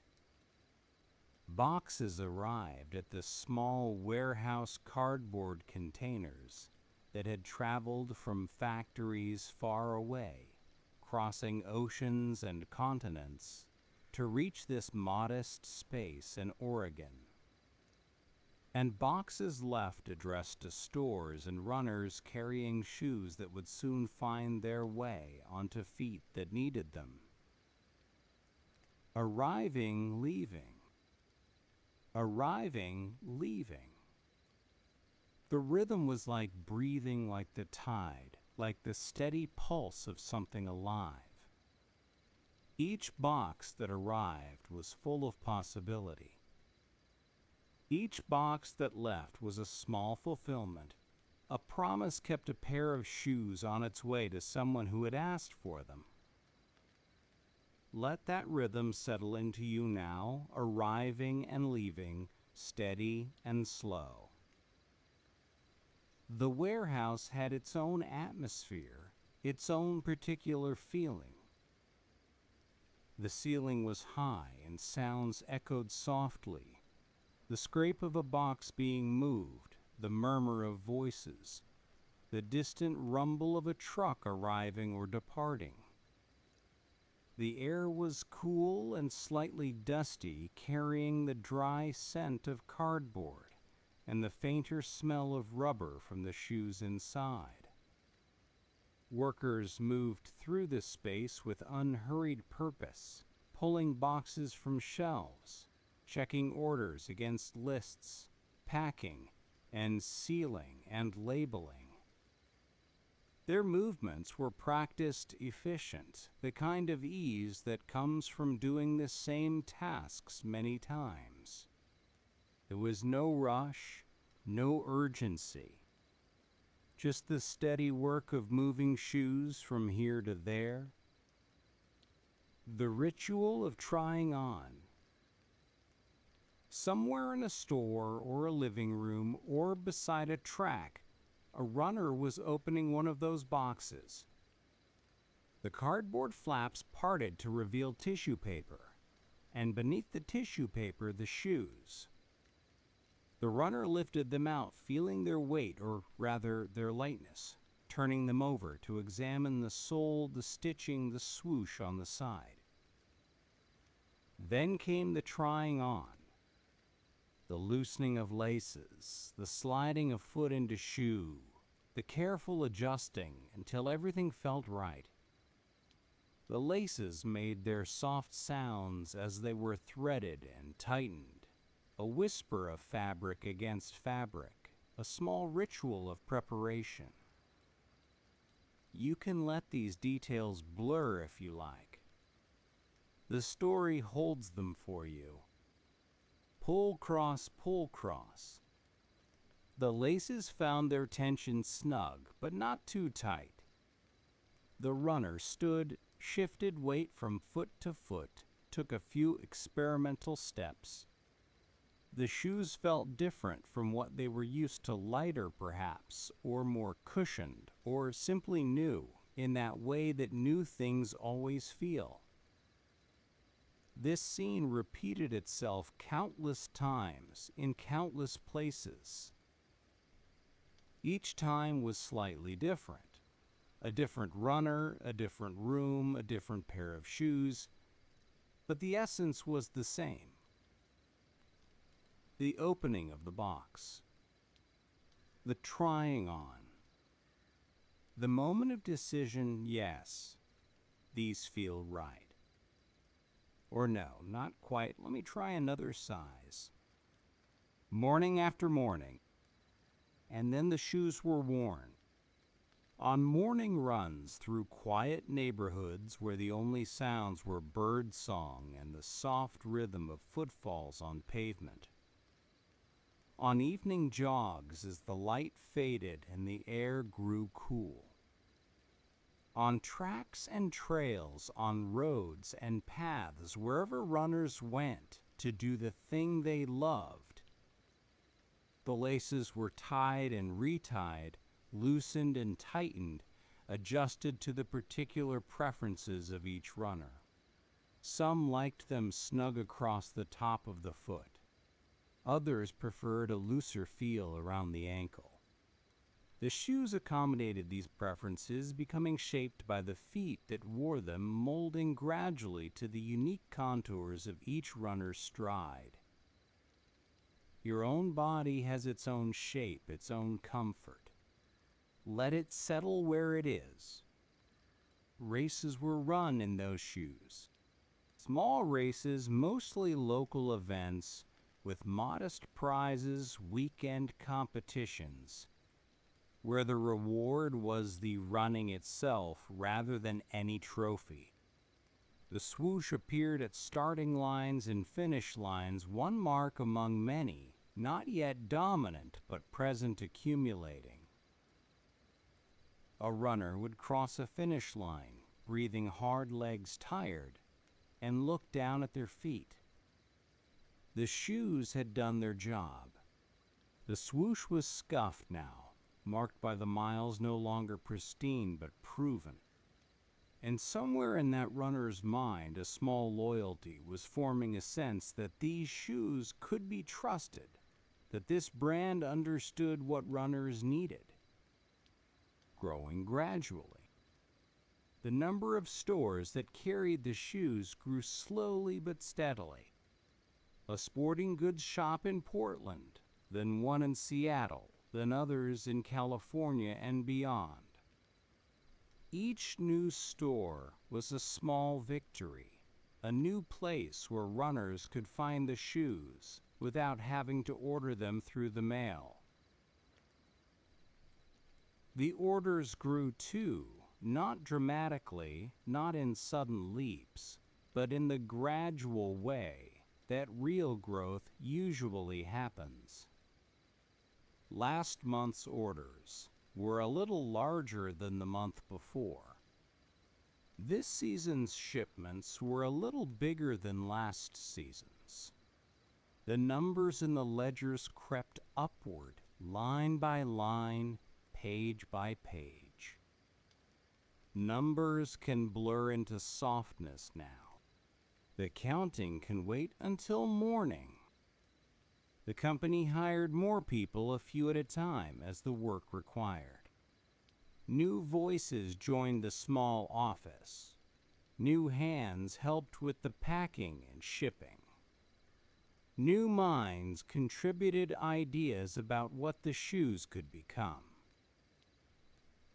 The space that had once felt adequate began to feel crowded, and eventually they moved to somewhere larger, though still modest by any grand standard.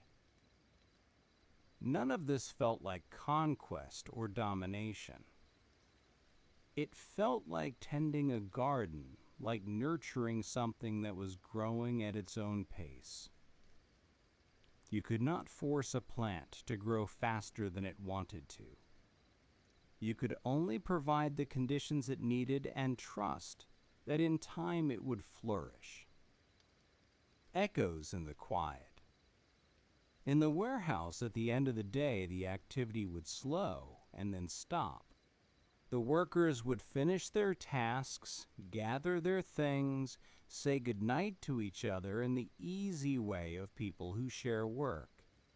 The lights would be dimmed, leaving only the soft glow of security lamps, and the space would settle into stillness.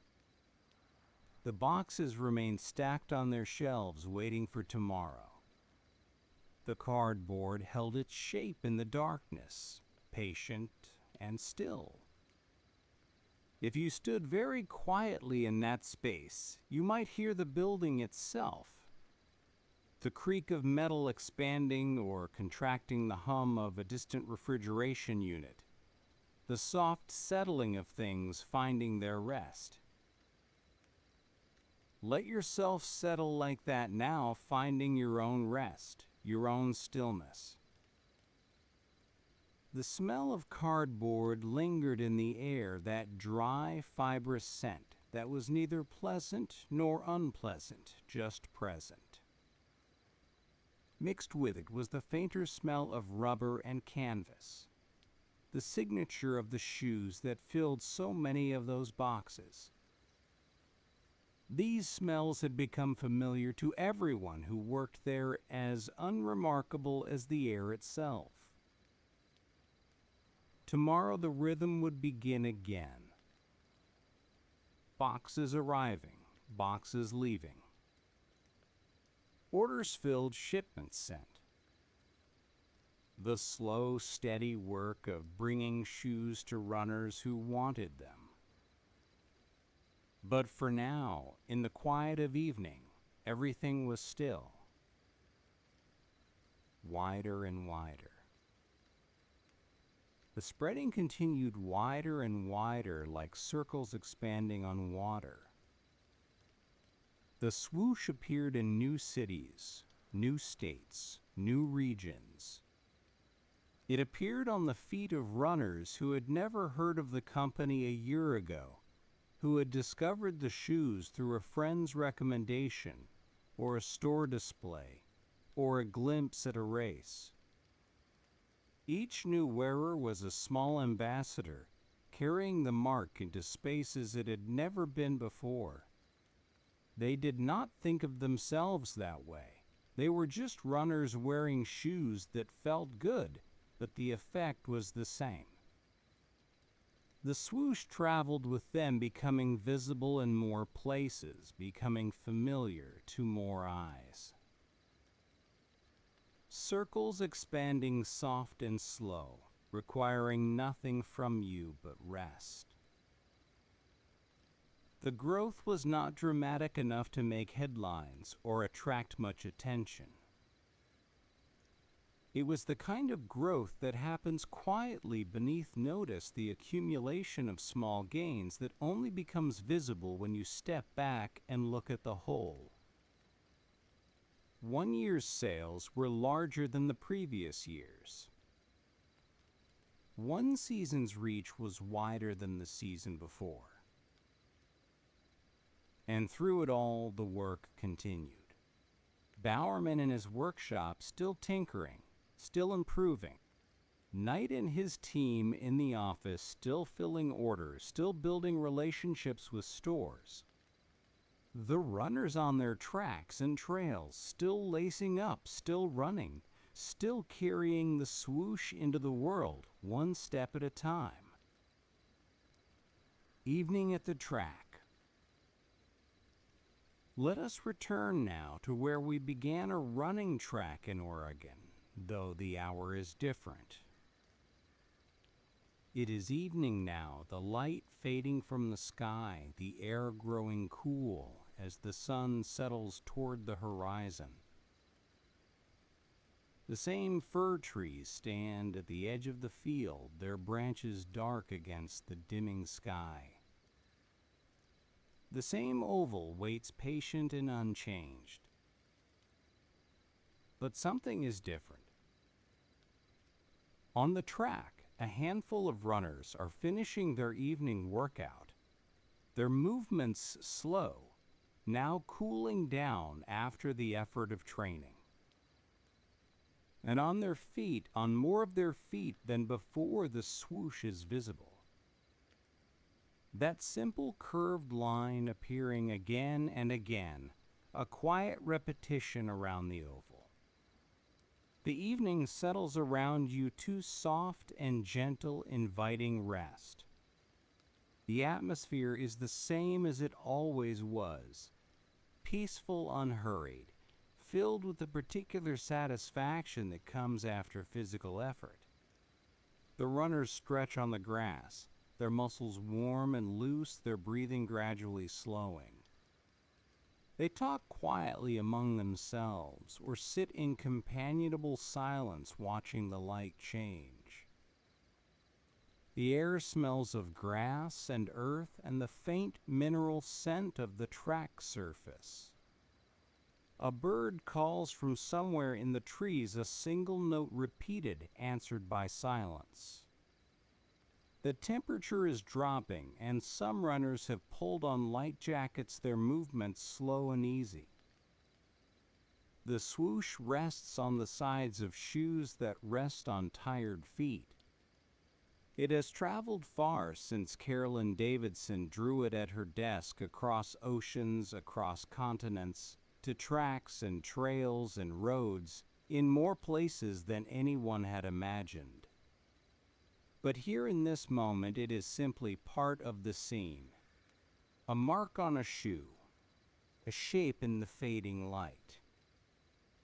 The light fades, and you can fade with it softly, gently into rest. The runners gather their things and begin to leave one by one, heading home to dinners and families, and the quiet hours before sleep. The track empties, returning to the stillness it holds when no one is there. The swoosh disappears with the runners carried away into the evening, waiting for tomorrow's miles. And the track remains as it has remained through all of this story. The same oval, the same lanes, the same patient surface waiting for feet to run upon it. The stars are beginning to appear now, faint points of light in the darkening sky. The world is quiet. The day is done.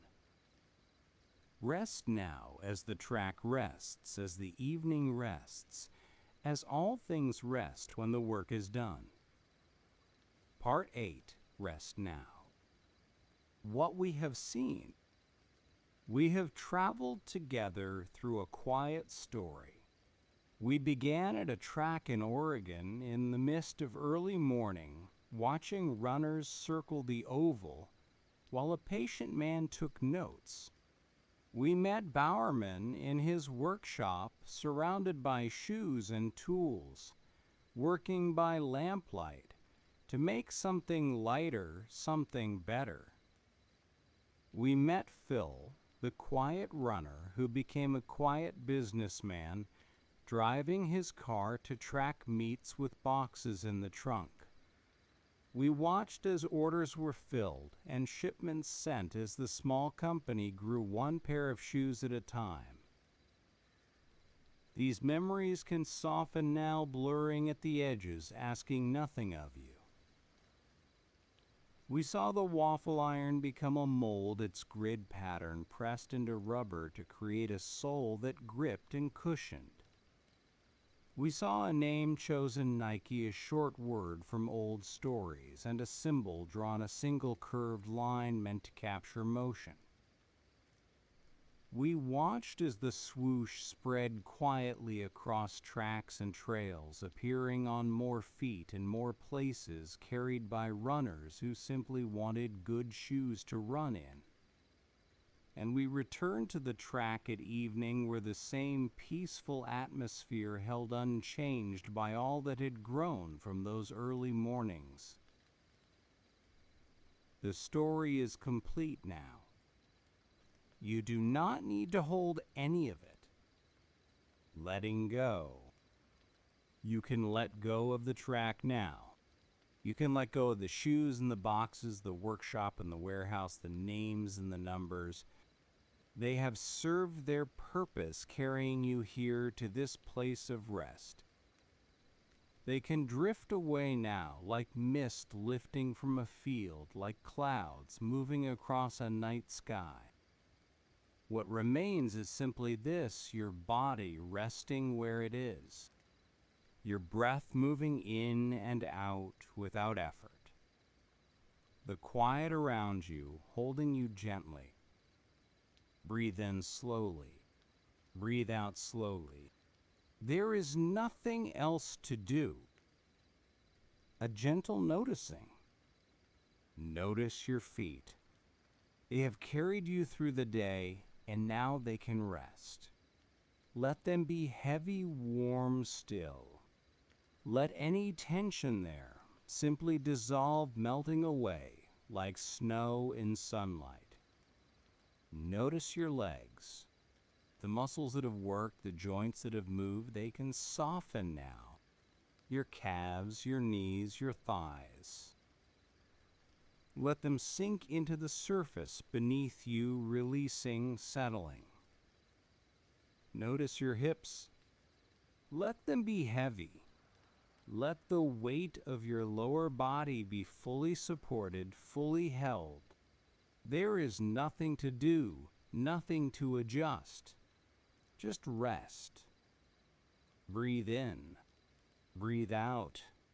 Soft and slow. Notice your stomach. Let it be soft, unclenched. Let each breath move it gently, a slow rise and fall, like waves on a quiet shore. There is no need to hold anything there. Notice your chest. Feel your heart beating steady and calm, the same rhythm it has kept all your life. Let your chest expand with each inhale, release, with each exhale. Easy, effortless. Notice your shoulders.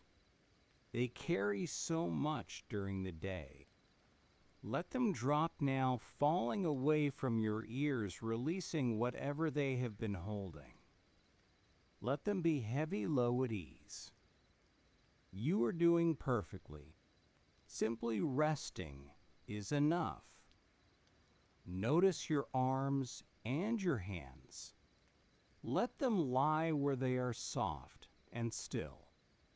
Your fingers can uncurl, your palms can open or close, whatever feels natural.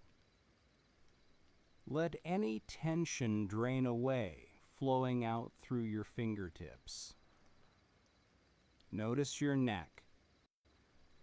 The muscles there can soften, letting your head rest fully on the pillow. There is nothing to hold up, nothing to support, just stillness. Notice your jaw. Let it loosen.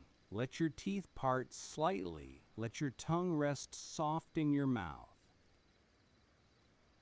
So much tension lives in the jaw without our knowing. Let it go now. Notice your eyes. Behind closed lids, they can be still, soft, unfocused. There is nothing to look at, nothing to see. Just darkness, gentle and complete. Your whole body is at rest now, heavy and warm and still. The track at night. Imagine the track one last time. It is night now, fully dark. The lanes are barely visible, soft gray lines against darker ground. The fir trees are black shapes against a sky full of stars. The air is cool and still carrying the faint scent of pine and damp earth. No one is running. No one is watching. The track rests, as tracks do when no one is there. The white lines glow faintly in the starlight. The grass of the infield is dark and silent. You can let go of the track now. It will be there tomorrow, and the day after, and the day after that. In the distance, perhaps one soft light glows. A window in a building at the edge of campus, or a street lamp far away. It does not matter what it is. It is simply a point of warmth in the darkness, a reminder that the world goes on quietly even as you rest. The stars turn slowly overhead as they have always turned, as they will continue to turn. The track holds its shape in the darkness. The shoes are put away, the runners are sleeping, the story is done. Simply rest. You can let go of the track, the shoes, the names, and simply rest. You can let go of everything the story has shown you. It was here to carry you this far, to bring you to this place of stillness. It has done its work. You do not need to remember any of it. There is only this breath, and then this one, and then the next. Sleep now. Sleep well. Sleep deeply. Sleep long. The night holds you. The silence holds you. Rest. Good night.